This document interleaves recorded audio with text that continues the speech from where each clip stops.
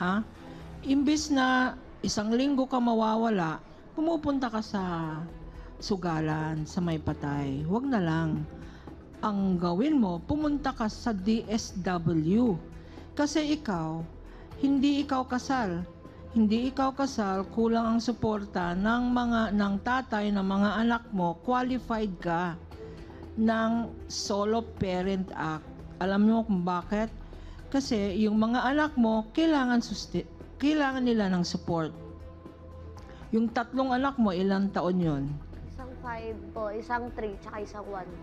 Miski na may tatay yan, kunin mo yung binibigay ng DSW kasi may allowance yan. Hindi po, Hindi yung ko alam- nilalapit ko po yung anak ko pong pangalawa. Ano? Yung nilalapit ko po yung pang medical assistance. Pero meron ka ng solo parent ID. Wala pa po. Ayun yun ang kailangan, yung tinatawag na solo parent ID. Madali lang yon. Pakita mo kung ilang taong ka, yung birth certificate ng mga anak mo, yung may tatay sila, wala ka namang sufficient na income, yun lang ang papakita mo. At maraming benepisyo yan. 5,000 a month.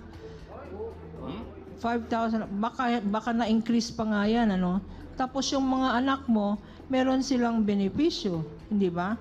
So, wag na tayong magsugal kasi alam mo marami tayong mga batas na tumutulong sa mga nangangailangan.